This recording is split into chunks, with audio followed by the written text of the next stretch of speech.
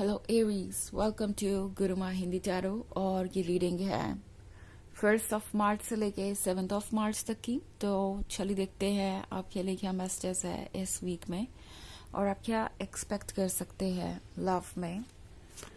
Messages for Aries, excuse me.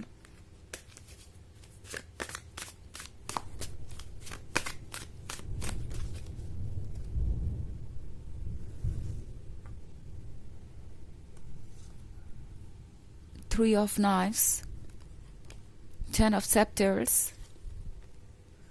the Hierophant, the Tower, and the Five of Skulls. Okay. तो हमारे पास है the Hierophant. Aries, ये वक्त है अपने ऊपर अटेंशन देने का, बिकॉज शायद आप बहुत लंबे समय से एक थर्ड पार्टी सिचुएशन में हैं। बिकॉज मैं यहाँ पे 5 ऑफ स्कल्स देख रही हूँ। तो शायद आप एक ऐसे पर्सन के साथ रिलेशनशिप में है जो या तो आपके लव को रेसिप्रोकेट नहीं कर रहा, या फिर आपको एक प्रायोरिटी नहीं समझता, या फिर आपको कॉन्स्टेंटली इग्नोर कर रहा है और उन्होंने आपको इस थर्ड पार्टी सिचुएशन में रखा हुआ है। आप वल्नरेबल फील कर सकते हैं, आप हेल्पलेस फील कर सकते हैं। आपको ये लग सकता है जैसे कि आपको खुद को सेव करने की ज़रूरत है। इनफैक्ट एरीज, ये जो कार्ड है ये सिंबलाइज कर रहा है आपके मन की दशा को इस वक्त। एंड मोस्ट प्रोबेबली आप में से बहुत सारे लोग ऑलरेडी ये फील कर रहे हैं जैसे कि आप अपनी लिमिट तक पहुंच चुके हैं। ये पर्सन आपके बर्दाश्त की क्षमता को टेस्ट कर रहा है एक तरीके से। बार बार ये पर्सन सेम मिस्टेक रिपीट करके यही दर्शाना चाहता है कि जो भी वो कर रहे हैं वो ओके है और आपको शायद उन चीज़ों को टॉलरेट करना चाहिए। सो अगर वाकई में आपकी ये सिचुएशन है और ये रीडिंग आपसे रेजोनेट कर रही है तो आपका हर सेल्फ आपसे कहना चाहता है कि इस सिचुएशन से खुद को बाहर निकालिए। आप ये नहीं डिजर्व करते हैं। आप इस तरह की टॉक्सिसिटी को अपनी लाइफ में अलाउ कर रहे हैं, वो आपके लिए अच्छा नहीं है। एंड फिलहाल ट्रुथ को देखना ज़रूरी है, बिकॉज ये पर्सन आपके लिए बहुत ज़्यादा टॉक्सिक हो सकता है, हो चुका हो। एंड अब आपके लिए सोचने का वक्त है कि क्या आप इस रिलेशनशिप में कंटिन्यू कर सकते हैं। बिकॉज द टावर के साथ वो चेंजेस आएंगे जो आपने कभी महसूस नहीं किए आज से पहले। बट आपके मन के अंदर बहुत सारे ऐसे कंफ्यूजिंग फीलिंग्स आएंगी जिसके वजह से आप सोचने लगेंगे कि क्या ये रिलेशनशिप वर्थ है, मतलब आप इसमें रहना चाहेंगे।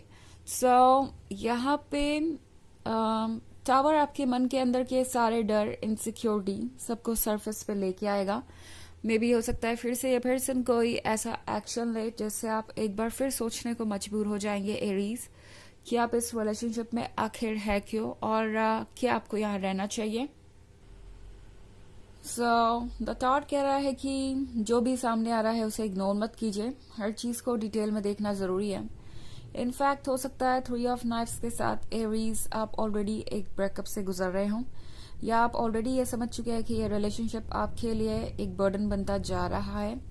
मे बी आप में से बहुत सारे लोग ये ऑलरेडी फील कर रहे हैं जैसे इस रिलेशनशिप का कोई फ्यूचर नहीं है। और 10 ऑफ सेप्टर्स के साथ आई थिंक एरीज ये है अपने बोझ को हल्का करने के बारे में। जो भी आप अपने मन पे लिए घूम रहे हैं, ये है अपने आप को फ्री करने के बारे में, ये है खुद को संभालने के बारे में। एंड मोस्ट इम्पॉर्टेंटली ये है अपने सेल्फ एस्टीम को बचाने के बारे में। सो मे बी एरीज आप इस पर्सन की वजह से इतना ज़्यादा खुद को इग्नोर कर गए कि आपको ये याद ही नहीं रहा कि आपकी भी बाउंड्रीज होनी चाहिए और आप उनको क्या अलाउ कर सकते हैं और क्या नहीं। And the tower moment Aries आपसे ये कह रहा है कि बदलाव के लिए तैयार रहिए। अगर आप ऑलरेडी 3 ऑफ सोर्ड्स से गुजर चुके हैं तो आगे आने वाले फीलिंग्स के बारे में ये टावर कार्ड हो सकता है। उन फीलिंग्स से डील करना आपके लिए थोड़ा मुश्किल होगा, बट आपके लिए बहुत ज़्यादा बेनिफिशियल होगा। आप अपने आप को दोबारा खोज पाएंगे, आप अपने सेल्फ एस्टीम को बचा पाएंगे। इन केस अगर अभी आप ब्रेकअप से नहीं गुजरे हैं तो बहुत सारी चीज़ें ऐसे सरफेस पे आएगी जिसके बाद आप सोचने लगेंगे कि क्या आपको यहाँ ठहरना चाहिए। क्या ये रिलेशनशिप कभी भी वैसा होगा जैसा आपको चाहिए? क्या वाकई में ये रिलेशनशिप वो है जो आप अपने लिए सोच रहे थे? बहुत कुछ यहाँ होगा इस वीक में, और बहुत ही अप्स एंड डाउन से भरा हुआ वीक हो सकता है। बट ये जो भी होगा इन दी एंड आपको रिलीफ ही देगा। आपको ऐसा लगेगा कि फाइनली आप सब सच देख पा रहे हैं, और आप फ्री होंगे अपने फैसले लेने के लिए। ये सबसे इंटरेस्टिंग बात होगी इस वीक की। हालांकि ये एक जनरल रीडिंग है और ये सबसे रेजोनेट नहीं करेगी। एनर्जी रिवर्स हो सकती है अगर आप क्रॉस वॉचर हैं। इसके अलावा अगर आप पिछले वीक की रीडिंग या ईयरली रीडिंग देखना चाहें 2024 के फर्स्ट क्वार्टर की, तो उसका लिंक आपको डिस्क्रिप्शन बॉक्स में मिल जाएगा हमेशा की तरह। चलिए आगे बढ़ते हैं और देखते हैं और क्या मैसेजेस हैं आपके लिए Aries.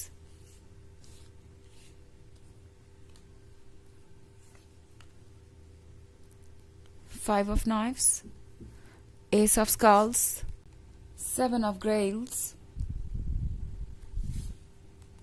Judgment, and Fortune. Okay. तो हमारे पास है Ace of Skulls.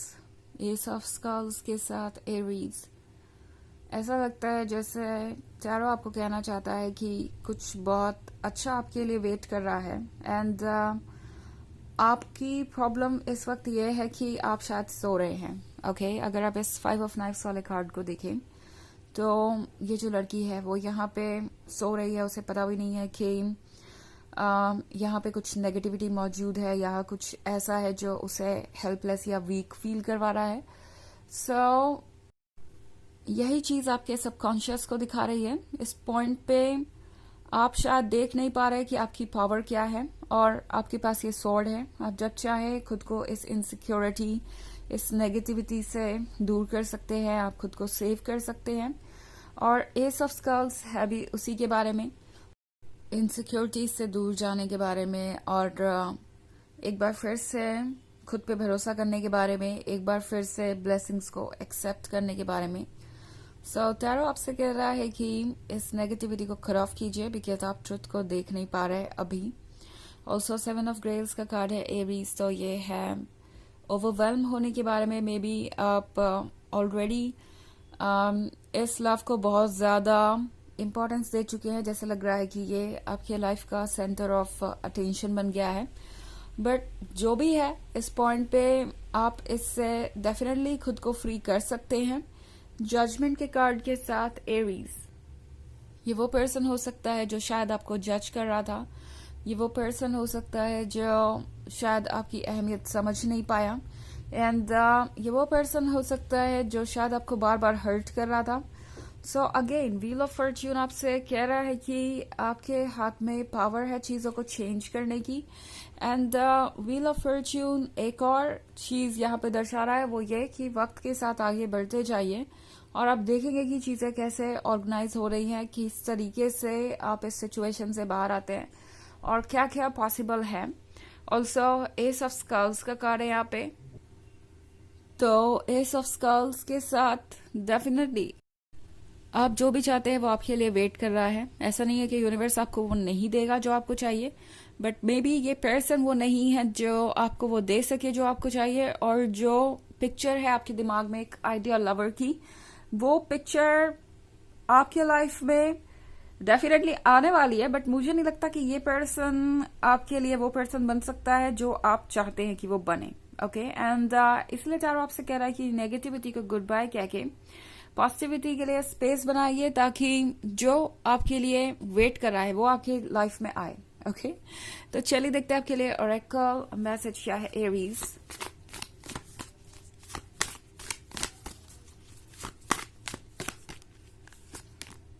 Spirit of the north, तो ये कार्ड कह रहा है कि आपको जरूरत है अपने मन की आवाज सुनने की, आपको जरूरत है अपनी फीलिंग्स को इम्पोर्टेंस देने की।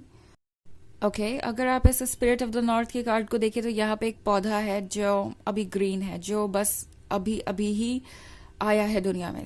कुछ नया ग्रो कर रहा है, उसे ग्रो करने दीजिए, स्पेस दीजिए अपने लाइफ में, और आप देखेंगे कि बहुत सारी इंटरेस्टिंग चीजें होंगी। ओके, तो ये है रीडिंग इस वीक की। आई होप आपको अच्छी लगी होगी। Thanks for watching. Till next video, bye.